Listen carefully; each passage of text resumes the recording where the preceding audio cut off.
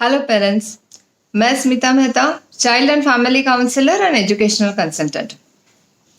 History के third period में आप सभी का स्वागत है पेरेंट्स। लेकिन सबसे पहले मैं आप सभी को लॉट्स ऑफ थैंक्स बोलना चाहती हूँ कि ये अलग कंसेप्ट आप लोगों को बहुत पसंद आ रही है, ये मुझे बहुत खुशी है। So let's start our third session. मैंने ये देखा है कि जो बाहर प्रदेश में रहते हैं उन लोगों को भारत के बारे में बहुत ज़्यादा लगाव होता है, लेकिन यहाँ पे जो रहते हैं उन्हें भारत की बहुत सारी खामियां ही नज़र आती है और उन्हें ना फॉरेन कंट्रीज़ का ज़्यादा आकर्षण होता है। ऐसा क्यों होता है? ऐसे सोचने के बाद में शायद लगता है कि हम कहीं पे बच्चों तक इंडिया का जो रिच हेरिटेज है ये पहुंचा नहीं पा रहा है, ऐसे मुझे लगता है। तो क्यों ना आज हम इंडिया के, भारत के इतिहास का ऐसा सफर करें जिन्होंने ऐसी कंसेप्ट्स पूरे विश्व को दी है जो आज भी रेलिवेंट है और आज भी वो बुनियाद है काफी सारे स्ट्रीम्स की। तो चलिए ऐसे लोगों से और ऐसी जगह पे आज हम जाएंगे जो जिसने भारत का इतिहास बनाया है। तो चलिए, तो सबसे पहले मैं आपको आर्यभट्ट से मिलाऊंगी। आर्यभट्ट द ग्रेट मैथमेटिशियन, ये वही थे जिन्होंने जीरो और पाई का निर्माण किया था और पूरे विश्व को ये तोहफा दिया था। उन्होंने अलजेब्रा, ज्योमेट्री और ट्रिग्नोमेट्री की शुरुआत की थी। इतना ही नहीं, वो एक बहुत बड़े खगोल शास्त्रज्ञ भी थे।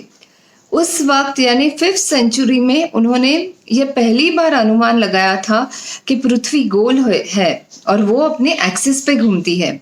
सोलर एक्लिप्स, लूनर एक्लिप्स ये किस तरह से होती है ये भी उन्होंने उस वक्त बताया था।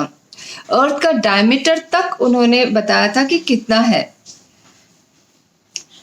तो पेरेंट्स, है ना ताज्जुब की बात कि कोई भी इंस्ट्रूमेंट्स ना होते हुए भी उन्होंने आज विश्व को इतनी बड़ी देन दी है जिसपे आज मैथ्स की बुनियाद खड़ी है। तो गर्व है हमें ऐसे आर्यभट्ट पर। इसी तरह से जो दूसरे महान व्यक्ति है वो है सुश्रुत। सुश्रुत जो थे वो पूरे विश्व में आज भी प्लास्टिक सर्जरी के जनक माने जाते हैं। आज से 2500 साल पहले उन्होंने एक मुसाफिर के नाक की प्लास्टिक सर्जरी की थी। इतना ही नहीं, सिजरियन, किडनी स्टोन्स, टूटी हड्डियों को जोड़ने और यहाँ तक कि मोती बिंदु जैसे सर्जरीज भी वो करते थे। इसलिए उन्होंने सर्जरी का भी जनक माना जाता है। ऑपरेशन के पहले सभी इंस्ट्रूमेंट्स को गर्म करना यानी स्टरलाइजेशन करना ताकि जर्म्स मर जाए। सर्जरी के पहले वो ऐसी जड़ी बूटी देते थे जिससे मनुष्य कुछ देर के लिए बेहोश हो जाता था, आज का एनेस्थेशिया। ऐसे महान चिकित्सक पर हमें सच में गर्व है क्योंकि उनके समय में आज जैसी कोई भी लैब इक्विपमेंट्स कुछ नहीं था, लेकिन अपने ज्ञान और अनुभव से उन्होंने मेडिसिन के क्षेत्र में ऐसे उल्लेखनीय काम किया है जिसकी नींव पर आज भी मेडिसिन साइंस जो है वो स्ट्रांगली खड़ा है। उन्हें हमारा सलाम। अब तीसरी व्यक्ति है जानकी अमल। बॉटनी के फील्ड में पीएचडी करने वाली पहली भारतीय महिला। आज उन्हीं के कारण हमें मीठे गन्ने, शुगर केन मिले। जब अमल पीएचडी करके लौटी तो साइंटिस्ट के साथ में काम करने लगी और गन्नों की क्रॉस ब्रीडिंग करके नए तरह के गन्नों का उत्पादन किया। अमल की यह भारत को बहुत बड़ी देन है। उन्होंने बॉटनी में इतना काम किया है कि लंदन की रॉयल हॉर्टिकल्चरल सोसाइटी में एक फूल का नाम उन्हीं पे रख दिया है ना गर्व की बात।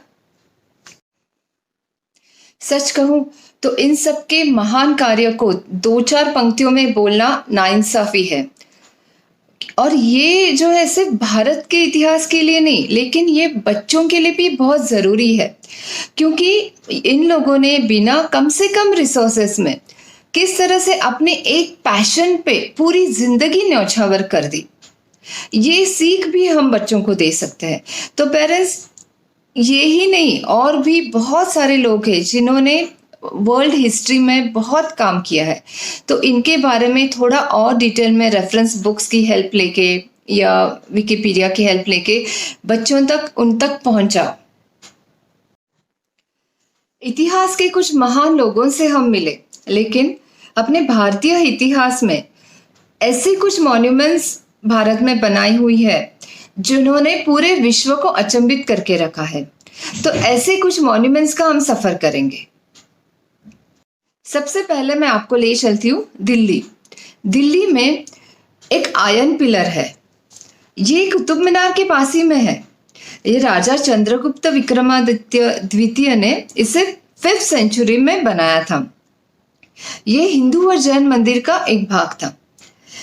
इसमें आयरन की मात्रा 98% है और लगभग 1600 से अधिक वर्षों से ये खुले आसमान के नीचे सदियों से सभी मौसम में अविचल खड़ा है।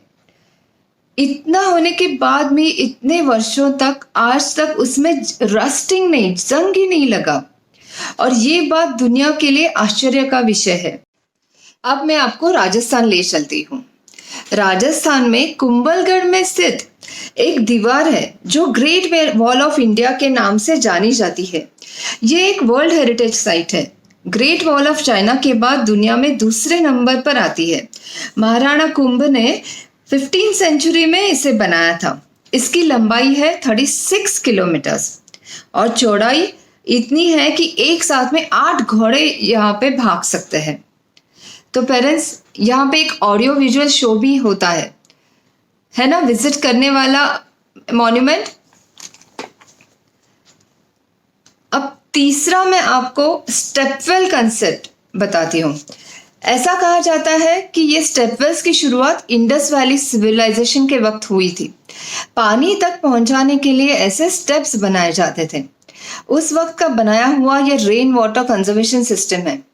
कितना फैंटास्टिक था ये कि बारिश का पानी उसमें जमा होता था और पूरे साल भर में खेती और रोज के कामों के लिए पानी उसी में से लिया जाता था। रानी की वाव, गुजरात में जो रानी की वाव यूनेस्को वर्ल्ड हेरिटेज साइट है। राजस्थान में चांद बावड़ी, हम्पी में पुष्करनी, ऐसे बहुत सारे स्टेपवेल्स इंडिया में है और इतना सुपर्ब उस पे आर्ट बनाया हुआ है। सच में ये मस्ट विजिट प्लेसेस में से एक होनी चाहिए। अब मैं आपको महाराष्ट्र में स्थित अजंता एलोरा केव्स ले चलती हूँ। ये भी यूनेस्को वर्ल्ड हेरिटेज साइट है। केव्स बहुत सारी है दोनों जगह पे, लेकिन एलोरा की एक ही कैलाश केव के बारे में मैं आज आपसे बात करूंगी। कैलाश मंदिर बनाते समय एक अनोखा तरीका अपनाया गया। यह मंदिर एक पहाड़ के शीश के ऊपर से नीचे काटते हुए बनाया गया है। जैसे एक मूर्तिकार एक पत्थर से मूर्ति तराशता है, वैसे ही एक पहाड़ को तराशते हुए यह मंदिर बनाया गया है। उस काल में इसे बनाने के लिए करीब 150 साल लगे और लगभग 7000 मजदूर इस पे काम करते थे। ना कोई ड्राइंग्स, ना कोई मॉडल्स, फिर भी कितना परफेक्ट, क्या सिस्टम्स रहेगी उस वक्त। अपना क्रिएशन यहाँ तक ही सीमित नहीं था, बल्कि chess, ludo, snakes and ladders ये भी इंडिया में ही शुरू हुआ था। भले उनका नाम पहले अलग हुआ करते थे। हम सब ये जानते हैं कि योगा भी भारत की ही देन है।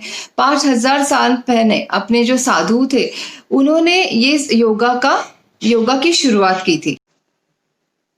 भारत भर में ऐसी 38 साइट्स है जो वर्ल्ड हेरिटेज और यूनेस्को द्वारा अप्रूव्ड है। इतना ही नहीं, पूरे भारत में बहुत सारे फोर्ट्स और टेम्पल्स है जो अपने आप में एक आर्किटेक्चरल और प्लानिंग के बहुत बड़े यू कैन से एग्जाम्पल्स हैं। तो जब भी हम कोई ट्रिप प्लान करेंगे तो उसके साथ में अगर ये प्लेसेस पे भी अगर हम जा सकेंगे तो बच्चों के लिए बहुत अच्छा होगा। हो सके तो उस पर थोड़ा सा पहले रिसर्च करके जाना, और वहाँ पे जो आर्कियोलॉजिकल सर्वे के हर हिस्टोरिकल प्लेस पे गाइड होते हैं तो उनकी मदद भी हम ले सकते हैं। पर यहाँ पर ऐसी प्लेसेस पे ज़रूर जाना और बच्चों को ये बताना कि खंडर बता रही थी कि इमारत कितनी बुलंद थी। Thank you parents. Hope you like my video. Do like and subscribe my channel. अपने एक्सपीरियंसेस के बारे में ज़रूर मुझसे शेयर करना @smita@sparklingkids.com. Thank you.